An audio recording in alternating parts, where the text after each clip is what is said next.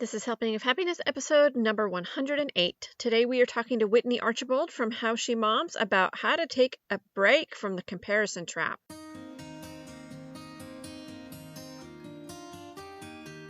Hi, you're listening to Helping of Happiness.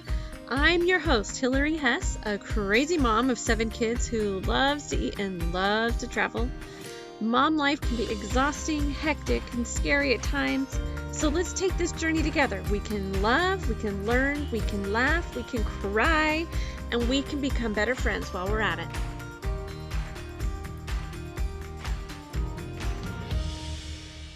I'm excited for the opportunity to introduce you to Whitney Archibald. She's going to be one of our presenters at the Mom Break Experience. Let me tell you a little bit more about that. The Mom Break is an event for mamas, and it's going to be in September in the Salt Lake City, Utah area. And this is not just another conference where you're going to go and then you're going to hear all the wonderful things that you should be doing and then feel really bad about yourself. No, this is the kind of experience where you are enough just the way you are. We are going to talk about taking a little break from the day-to-day so that we can just fill you up. We're going to laugh our guts out and just have a really, really wonderful time. We're going to be getting together with Family Looking Up and MBB Nikki and have tons and tons of fun. And we're going to have also some other excellent presenters that I want you to learn all about, and you can see in our show notes. So go buy your tickets today. Purchase with confidence. We will refund tickets if we end up having to cancel because of COVID. Our plan is if something comes up and we have to cancel, we will just postpone it. And if you can't make that, we'll definitely refund your ticket. So without further ado, let's let you get to know Whitney so you can get a little taste of what the Mom Break is going to be like. She is talking to us today about the comparison trap that we find ourselves in as moms and how to break that and how to create your own job description so that you can feel good about the mom that you are, get rid of the guilt, and start celebrating all the unique qualities that we all have. So meet Whitney. Oh, also, I wanted to remind you, she's actually a returning guest. We had her on before, way back on episode number 49 when she was talking about her blog and website, How She Moms. So that link will be in the show notes. You'll have a chance to go back and check that out if you haven't heard her speak with us before. So here we go. Whitney, it is so fun to have you back on the podcast with us. Oh, I'm happy to be here. Do you mind just doing a quick little recap about you and your family, since it's been quite a while since we had you on from last time? Yes, of course. So I am a mom of 5. I have 4 boys and 1 girl, ranging from 14 down to 4. And a couple of years ago, I guess I don't know, 2.5 years ago now, I started How She Moms, which has turned into mostly a podcast, and I'm creating workshops, things like that. But before children, I was a writer and a magazine editor. And so this is kind of just the junction of my 2 careers, motherhood and writing. And so now I'm writing about motherhood and really taking a journalistic approach. So I interview lots of moms and I find out how they approach different topics. And I, listen to podcasts and read books. I just love to research. And so I'm just always researching new topics and finding out how different moms solve the same problems. And I love that you do this so that I can benefit from all of your research. Oh, I hope so. I don't know how you have time to do all the research you do, but it's incredible. And I just think that it's so much fun to listen to you, and you have the best ideas. And one thing I think I love about you the most is that you're not judgmental, that this is the way that you have to mother your kids. Like, you just talk about different ways that different moms do it and leave it up to the listener or the reader. And that, I feel like, is the most special thing about what you do. Well, thank you. It's so fun because I often think about how we're all kind of solving generally the same problems, meeting the same challenges, even though we're in unique situations. But there's so much innovation out there. Like, moms are just on the fly, coming up with solutions, inventing new ways to do things all the time. And it's so easy for those to be invisible and for them to go unnoticed. And so I just feel like it's my job to be this detective and then share them, because we've all been in that situation where we have no clue what to do. Like, a kid pulls something out of his hat and like, I do not know how to approach this problem right now. And it's nice to have some answers in your back pocket of different things that people have tried. Yes, I love that because I think sometimes when you're in the moment, you're like frozen because you're stuck and the kids are going crazy. But I love that if I've listened to some of the things that you've done or read some of the posts, then all of a sudden I'm like, oh, wait, I know what I want to do right now. It helps me kind of think through it a little bit and not even Yeah. realize that maybe something that I am good at or something that somebody else is good at, and even think of that as being a solution to the problem that we're at. So anyway, it's just kind Yeah. of, And the best I love thing that. is I don't have to think of all the answers myself because I just talk to so many different moms, and I really feel like every mom could write a book and should write a book, you know? I mean, everybody has so much to share, even the ones that don't realize it. Well, and talking to all those moms, that would probably be my favorite part. I would love interviewing and learning about all these moms. It's so cool. Okay, so I really enjoyed the podcast that you had. I mean, this is last week, I guess, about a mom's job. I just love that so much. You talked a lot about what our job description would be as a mom. So will you just kind of explain kind of what that means, the steps that you would take? I love all this because it keeps you out of falling into that comparison trap. We're not comparing my best to your worst or vice versa. Instead, we're just writing our own best and the things that we want to do and the things we want to work on. So I'm gonna just let you lay that out there. Yeah, so I really like to think of motherhood as a career, and that is true whether you have another career or not. If your main career is motherhood, um, that's one thing, but if you have another career, you you are also just as much, motherhood is just as much a career for you. I've never met a mom who doesn't look at it that way, or at least treat it that way. It's always a priority, and there's a lot of work involved, like any other job. There are a lot of rewards, maybe less tangible than money, some of them, but Least is visible, right? yes, yes, exactly. But it really is a career, and we can pursue career development in this career, and like any other career, it's important to have overarching goals and a job description so that you know what you're doing and that you can progress and improve. And so I I consider us mothers as self-employed. And so the good thing about that is that we get to write our own job description and choose how we're going to approach it, and really craft our own motherhood based on our own values and our own priorities. The wild card in there, of course, is the children themselves. And that's the part we don't get to choose. We don't get to choose what little people come to us. And that has its own impact on our job description. And that's the part we don't have control of, but we can control how we approach and help them meet their challenges and help just figure out who these little people are. So this the exciting thing about this is that it looks so different for every single person.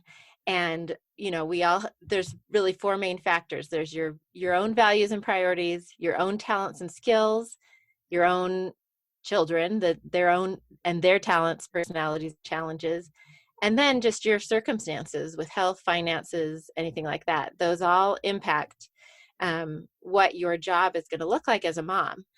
And as you were mentioning, that makes comparison impossible, really, and silly, frankly. This is what impacts the way I have started to look at different mothers.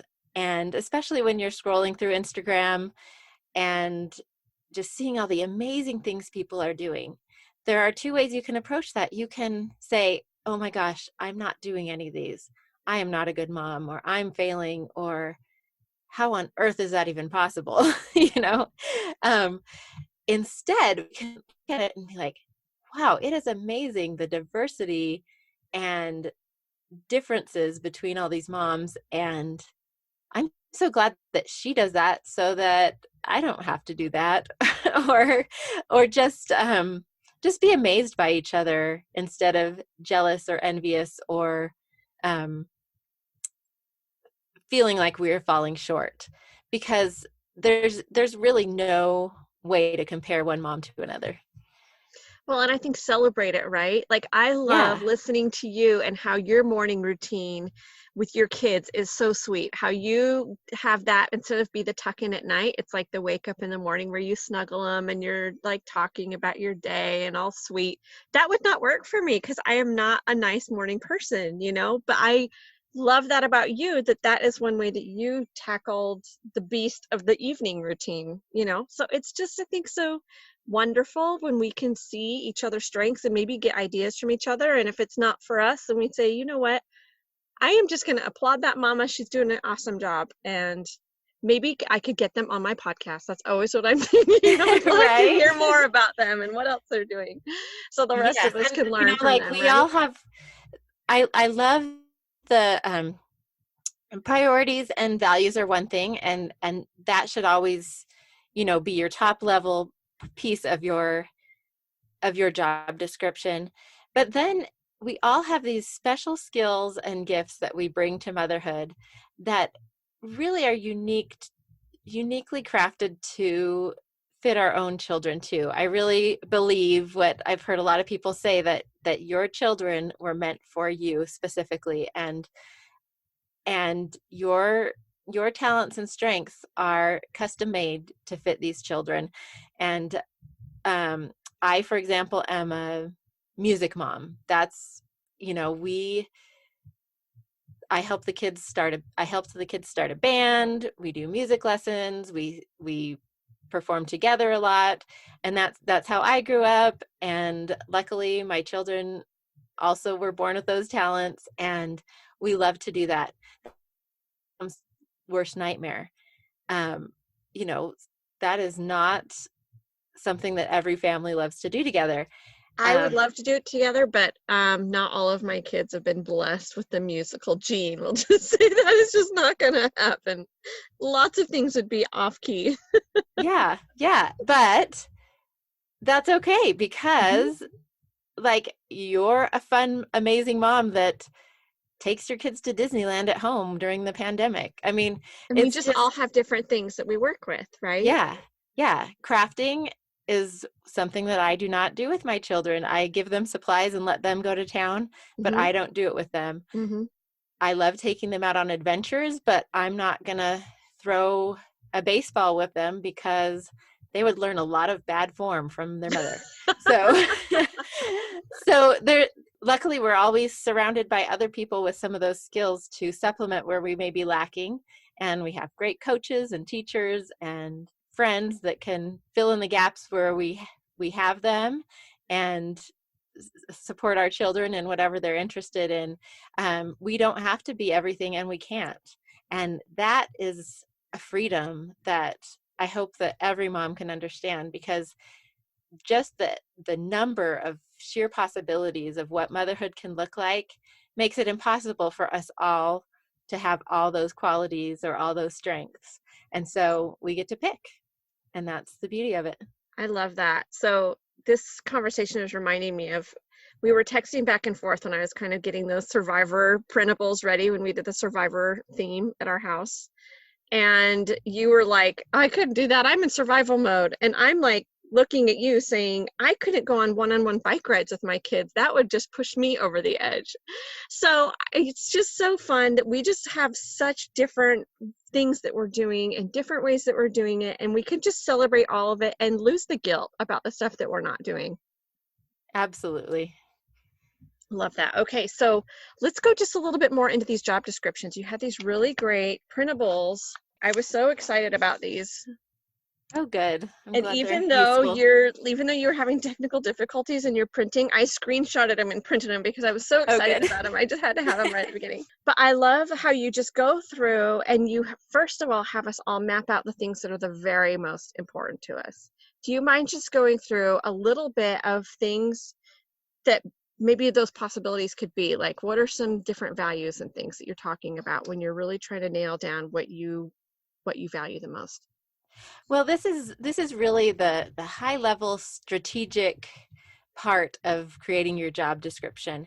So you really want to start with a kind of a bird's eye view of what you want to accomplish as a mom and what what you want your relationships to be like, especially. So really, it comes down to three main objectives where you have to provide for their physical needs, and these are kind of going to be applicable to all moms. You have to provide for their physical needs, keep them safe, keep them fed, keep them clothed, whether you're doing that or you're hiring other people to do some of that. I'm not making any of my kids clothes anytime soon, but I I make sure they are clothed.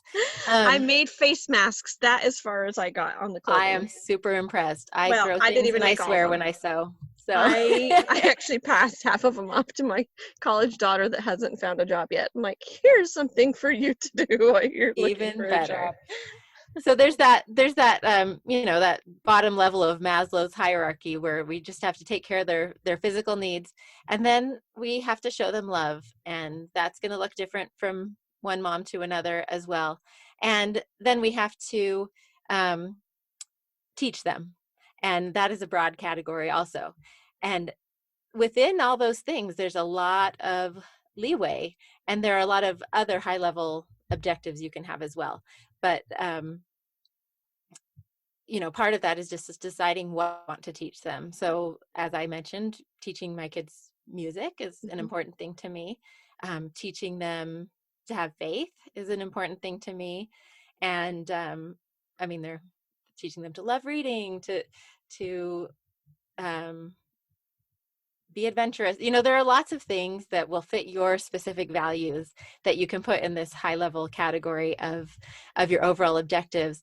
And the reason it's important to have these is so that then you can make sure that the little things, the logistics and the tactics, always harken back to some of these high level strategic objectives that you have for your motherhood, so that you don't I find love that. yourself off track. Yes, I love that. Well, and it just makes it feel like a little bit more of an intentional way of doing things, right? Yeah. Okay, I love that. Okay, and then you figure out what your kids need, right? Is that the next step? Yes, and this was one of the cool things that happened during this pandemic. Um, I just realized we were kind of floundering in a lot of ways. Um, the remote school wasn't going super great. They all needed a lot of supervision, and I only have so much time. It was just we all had a lot of unmet needs, and so I just typed up um, two lists basically. One of just everyone's basic needs, going back to Maslow. Um, some of those food, shelter, safety kind of needs, which honestly, safety was not a need that was being met in my house because there were it's a very physical house with four boys. And there were some touch and go moments there with some big brawls. So I think so that we talked we've about all that, had a how that's little a bit of need that we that all on had, and our. we all need to help. Yeah. So there are those basic needs, but then I made a list of just a bunch of jumble of needs and wants that I knew were on different children's lists. And so I just had them all go through that list of wants and needs and kind of indicate what were wants for them and what were needs, and then also rank their top five. And Ooh, it I love to was rank the top five. it was fascinating, yeah, to see what they put on there. Like my oldest son, I don't even know why I put it on the list, but I put work on have a project to work on, and that was one of his top three. He really likes to always have something going, and I didn't even have him in mind, oddly enough, when I wrote that, but we got him a project, and it made a big difference. So just being able to see from their perspective, not projecting what I think they need, but to hear Hmm. from them what they need, was really fascinating, and it helped me then set my priorities for how we were going to live this quarantine life. Well, and it helps you see the gaps a little bit. I mean, Yeah. this whole COVID situation has put a lot of things in the forefront that Mm-hmm. maybe kind of were getting pushed aside with the busyness of the school year. I'm realizing, oh, we definitely have some work to do in certain areas. And so it's been a big eye opener for me as a mom, for sure. Yeah, definitely. Okay, so logistics. Will you talk about your step three logistics a little bit? Yeah. So the next step is just to kind of take stock of how you are spending your time, and kind of list what you do in a typical week or even a day, depending on what your life looks like right now. I wrote down my just a typical week, all the things that I fit in, and then I kind of So would you checked include that like list. your work's responsibilities and things in there too? Or is that just um your mom things, or like what's your list look like? I actually I actually did, but I color coded it and everything like that. So Love I went a little it. overboard on that. Um, and I just included everything that I do in a Mhm. week, I just because think it's for all me that jumbled would up. paint a bigger picture. Yeah. Yeah, I think if I like leaving a section of if I didn't include my work life and then just focused on the mom stuff, then how would I make all of that fit in? So totally get that. Yeah. Yeah. So you could make two different lists, or it depends on how separate they are. Like during quarantine, they're not very separate. Yes. So whether you are employed by someone else or not, you're just kind of balancing it all. So yeah, I wrote everything out. I ranked it in two different ways. I ranked it both in which things needed to happen daily and which needed to happen weekly and which monthly. So I color coded it that way. and then um and then I indicated which things were motherhood, which ones were home related, home management related, and which ones were related to how she moms. And I just kind of kept looking at all these things, rearranging them and looking at them in different ways. But also, I kept channeling back up to my motherhood priorities and making sure that the things that I was spending my time on were the things that I really cared about. It's really easy to let that just wander off and go astray. And one thing that was kind of unique about doing this during the pandemic is that I realized my priority the order of my priorities needed to change. Um, so especially since we can't go to church right now, I wanted spirituality to be my top priority, because now I'm in charge of teaching my kids whatever I want them to learn and filling my own cup that way in a time when I really want to focus on faith instead of fear. Mhm. So I wrote them down in order, and mine are going to be different than yours, but spirituality is my first. My second one is health, and I broke that into three. I want to make sure everybody's eating healthy food, getting sleep, and getting exercise. And that goes for me, but also for my kids. And so honestly, I was actually putting those three things even above school for my kids, because those are the things that were going to make school work. So Yeah, I mean, because if they're not eating a solid meal, they're not going to be themselves. They're not going to be able to fight off a virus if you end up getting it, or any of the other, exactly. yeah, like mentally, for sure. We need our mental health in a good place before we're going to be worried about any of that extra stuff as well. Does that kind of go into health category for you too? Absolutely. Yeah. And so and the exercise piece, if I had puppies, which I don't, I would walk them every day, and that would be non-negotiable. And so I decided walking my own little puppies Mm-hmm. is non-negotiable. So those three things um, contribute to their health, and like you said, the mental health. But for my kids, the eating and the exercise do the most for their mental health. Yeah, So same with mine. Same with mine. yeah, um, and then and then came school and academic learning, and I lumped reading into that. And so at the very first week of quarantine, I picked an individual. I chose a book that I knew each child would like, and I've been doing individual read alouds. I have missed very few days, and I even put that above some of their school assignments because I know how good it is for them. And the bonus there is that it fills the one-on-one time with mom, which is also Mhm. scarce, and the academics. And it's been amazing, actually. That's been one of my favorite parts of quarantine. Um, but then I also rotate around and help them get their schoolwork done. The other things that have shifted is I feel like I've gone back to the toddler days where for my own self-care, the thing that supersedes all else is alone time, because like those days when you just have a toddler on the hip and one on your leg, and that there's just There's no no alone time. time. Yeah. Yeah. So I a couple weeks in, I just said 1 o'clock to 3 o'clock is my time, and that's when I do my writing and whatever else I need to do. And I don't care how much TV or computers they have during that time. Yeah. So Yeah. No, you have to. I think that I've often run to the woods, which is like 3 minutes yeah. from my house, because they follow me everywhere. But here's the problem is that my older kids, we all have the Life 360 app where it says where they're at all the time. Ah, And so they keep finding me. oh, you need to turn that sucker off. I know to disable that while I'm gone, but like, oh man, I'm just trying to be alone and they're all excited. Oh, mom's gone. Let's go get on our bikes and go.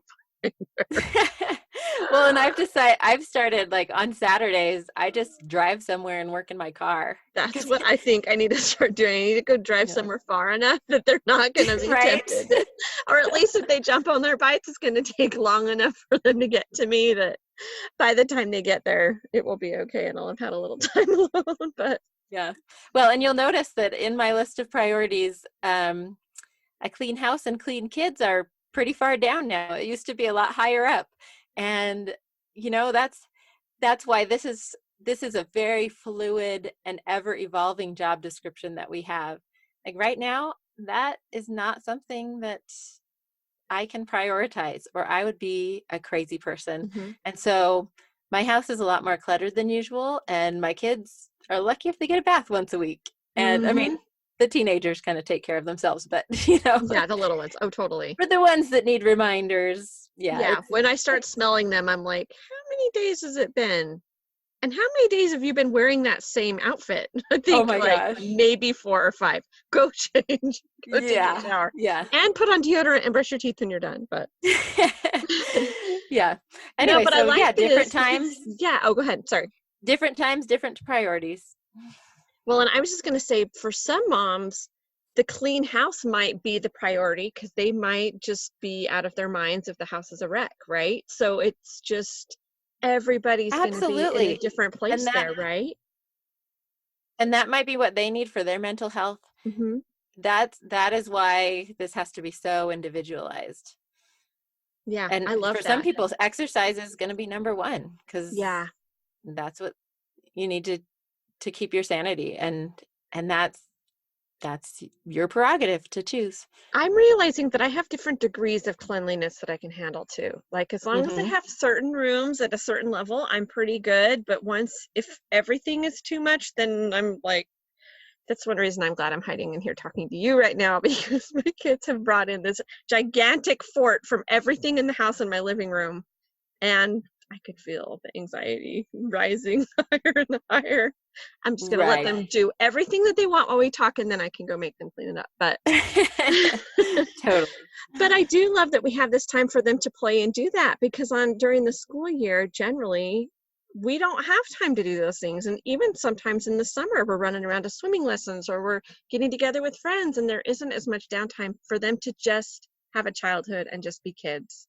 And so that has been, and I know that isn't everybody's perfect view of what's been happening right now, but for our family, that has been one of the tender mercies that I've realized my kids are finally being able to be kids. And I think I've had us all way too overscheduled before. Oh yeah, there's going to be major changes with everybody's schedules when this all when this all goes back to Settles normal. down. So Yeah. yeah, it's a good reminder that, I mean, really, our job description and our, especially the logistical side of it, is really going to change seasonally, and Hmm. it, you know, with the time of year, but also the time of your kids' lives. And that is a really good thing to keep in mind, especially if it seems very burdensome at this moment. Yeah. Because sometimes the logistics just completely supersede those strategic objectives, and you cannot even see those, that high level, when you're in the middle of diapers and cleaning up messes, and you know, all those little things, especially in those early physical years. um, but it's good to have them to go back to, just to feel a sense of purpose. Yeah. Yeah. So, through all this pandemic, what have you learned about yourself when you've been trying to prioritize all this? Is there anything that you know that you really want to start doing and keep, or things that you really want to weed out and not be doing? Well, the weirdest part to me is that there's a part of me that loves constraints. And that sounds kind of crazy, but you know, the old saying about use it up, wear it out, make it do or do without. Mm-hmm. The make it do part is one of my favorite things in life. And I'm like this in all areas. Like with my writing, I love writing structured poetry. Like give me a sonnet form and I will crank out a poem for you. I like the creativity of working around rules, you know? Mm-hmm. And Mm-hmm. so like when I was gardening, which I don't do much anymore because nothing grows here in Colorado, um, I'm sure some people would argue with me, and those people should come over and help me figure it out.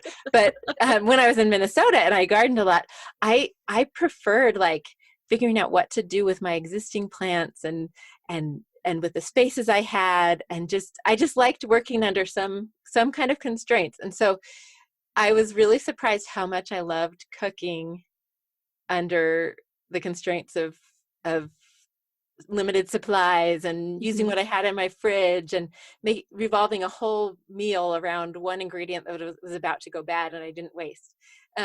So that's been kind of like the gaming part of it to me, is trying to the making do, and oh, we can't get this at this store, we can't get this at this store, but what can we do with what we have? That's been just like this fun little challenge for me. Yeah, no, I limits breed Unexpected. creativity, right?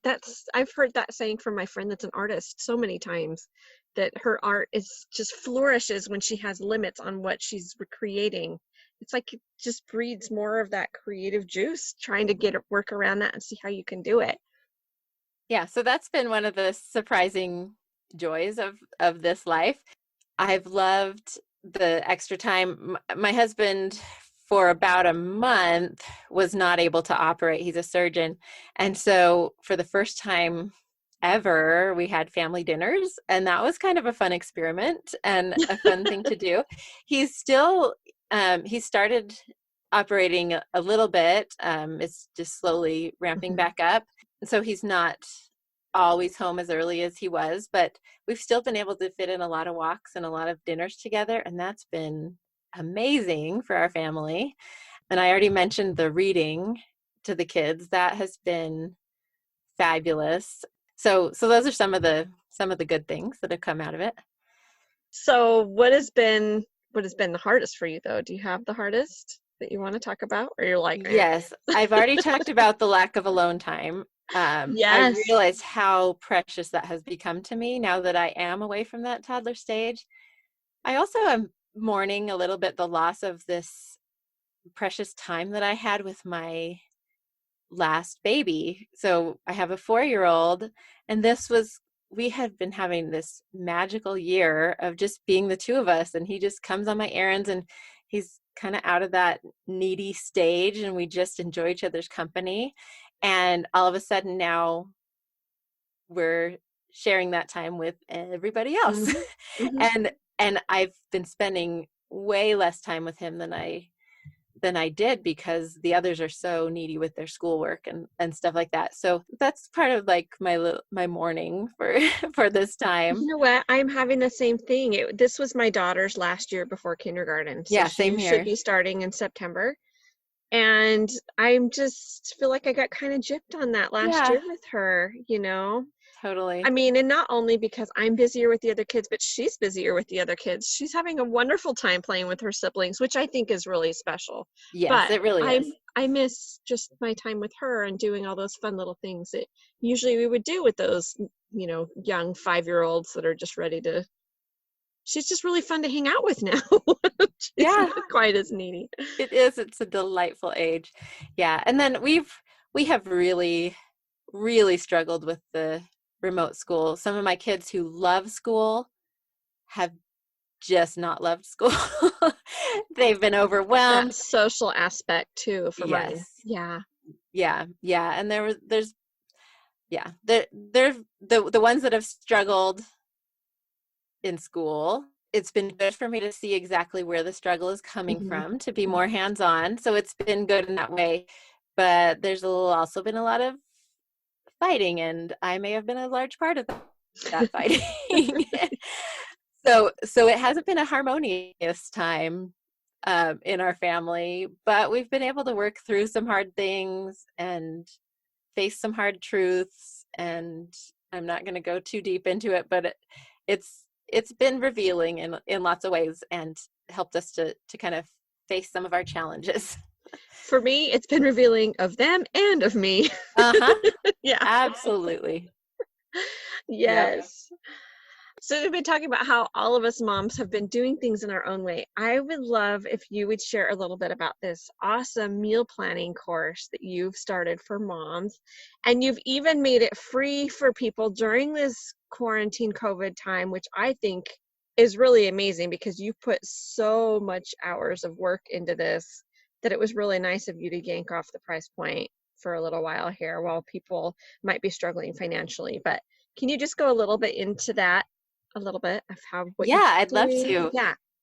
Yeah, and this is something that I'm planning to continue to develop more and more workshops on just different aspects of home management and motherhood. Oh, Just and really quick before you go uh-huh. on, that was one thing I wanted to point out from before, and then I forgot because we talked about other things.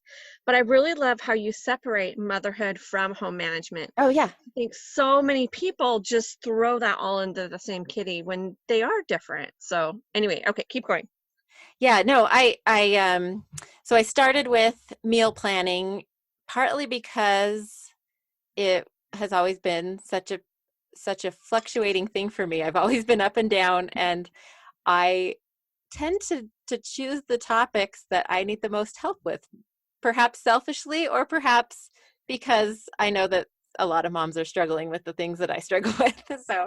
So I started with meal planning, and I just wanted to tackle it from all angles and see what kind of different solutions would help moms who maybe aren't the most organized and don't want this regimented strict schedule. um, some moms that leaned toward a technological solution, some who wanted to do it completely analog. And I just found a lot of moms that were doing really unique things, including you. Which was such Hillary's an one of my honor to be featured. part of that. It was Yeah, such a surprise and so fun that you were incorporating some of the things that I do. But yeah, it's after going through great. your course, I'm like, I could tweak some of the things I'm doing and incorporate some of these things these other moms are doing. I mean, even though you included me as part of the course, I loved doing the course because I loved what all these other people were doing. So it was just really cool. Even Oh, if you I'm have so a glad. system, it's neat to hear what other people are doing and how you could make that work for you. And like you said, in times and seasons, my meal planning in the school year may be very different from my meal planning in the summer, you know? Yes.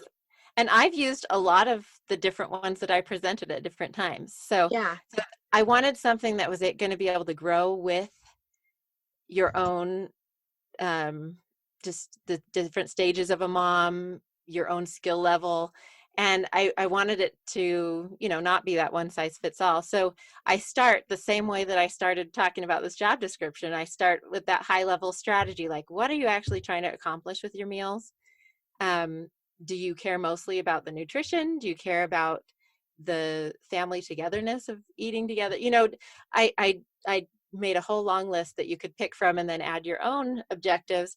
And then I just took it down. I went to the tactics, like some of the different ways you can meal plan, and then all the way down to logistics, what you do on a daily, weekly, and monthly basis, um, to set up a system that can kind of go on autopilot. That's always my goal too, so that you don't take the thinking out, so that you can take the thinking out of it and really focus on what's most important in motherhood. I like it too because it made me set my priorities in a way, like, for example, it made me think about, okay, it seems like every Friday night we end up going out, like, regardless, even during this quarantine time, I'm pretty burned out about cooking. And so that just should be on the plan, is that Yeah. we just go out every Friday night. And most of the time we ended up having leftovers on Thursday, just the way the week goes. So why not just leave that open and don't even stress myself out about thinking about what to fix Thursday night? That will just be leftover night, and that, just different things like that. I think thinking about it in a more, like you talk about your bird's eye view, you get a better perspective of what is really going to be the factors that are happening in your life and what you should plan for, what's in your budget, all the different factors that could come into it. Yeah, and I found myself, especially early on in my motherhood, I would create these ideal plans, Yes. these like fanciful gourmet plans, or in whatever arena, and they were not based in real life, and they were not practical. And that's what I want above all, is to make these practical, so that if you're a planner, great, you make it color coded and fancy. If you are a fly by the seat of your pants person, you realize that there already is a structure to what you're doing a little bit, and you work within that loosey goosey structure that you have. I love that. I love that. So much fun. Okay, and so let's tell everybody where they can find that. Okay, so the best place is to just go to howshemoms.com. It's easy to remember, and there's just a link on my homepage that'll take you to the course, and that's going to be free until the end of May, and then So hurry up if you want it free. yeah, and then it'll be $30 after that. Um, but then I am in development. I'm developing my laundry course too, focused on two home management things in a row. But I'm just going to get that laundry one up and running, and that one will be a permanently free class, just to give you a taste of what these workshops are about. Awesome. I always need help with laundry. I have my system, but it doesn't always work. So I always love to hear what other people are doing. There's so many moving parts. So many, and so many bodies to be clothed, which Yep. I'm grateful for. I'm grateful for the bodies, but boy, it's a big job over here. I really love the podcast that you did about the meal planning course. So I'll put that link in the show notes too, Oh, so they awesome. can listen to that if they don't have time to just delve into it yet, but want to hear more about it. Yeah, I'll and put that's one that of the in there actual too. lessons of Yeah. the course. So. Yeah, that way they can really get a feel, our friends that are listening right now. So, okay, is there anything else that you wanted to share? I do have a lot of fun topics coming up that I've been developing, and I'm really excited about digging deeper into motherhood itself. And so some of the things that you can look for upcoming on How She Moms are, I'm talking to moms about the different stages in a mom's development. We talk a lot about childhood development and the different stages, but there are also distinct stages in motherhood. So I've been doing a lot of interviews with some great women about the different stages of motherhood, and that has been fascinating. Um, I have one coming up on self-care, um, which is kind of even more critical, I think, in this time of quarantine. And obviously the kind of the nitty-gritty self-care, not the surface Not kind of go get your pampering nails type. done Yeah. because you may or Yeah. may not have a salon that's even open at Right. this point, right? Right. And very few mothers that I know really think of self-care in those terms anyway. And I mean, that absolutely may be part of your self-care, is the physical side, but most mothers I talk to recognize that there's physical, spiritual, emotional. There's a lot of different Yeah. realms of self-care. So we're going to kind Mhm. of explore all of those. And then I'm kind of delving into the titles that we have for each ourselves.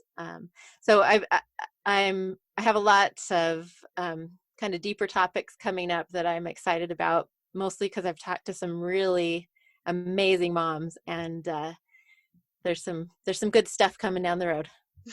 Can't wait. So excited. Okay, so let's tell everybody one more time where they can find you. So howshemoms.com and the How She Moms podcast.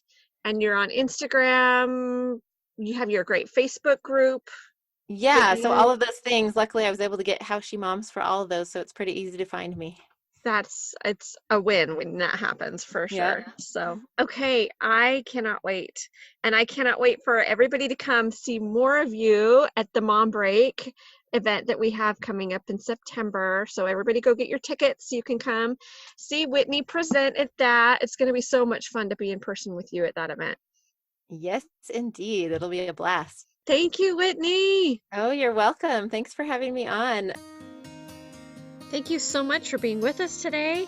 If you enjoyed this podcast, I hope that you will share this with a friend and grab another friend, or even that same friend if you want, and come over for a great girls' weekend in September 18th and 19th in the Salt Lake City area.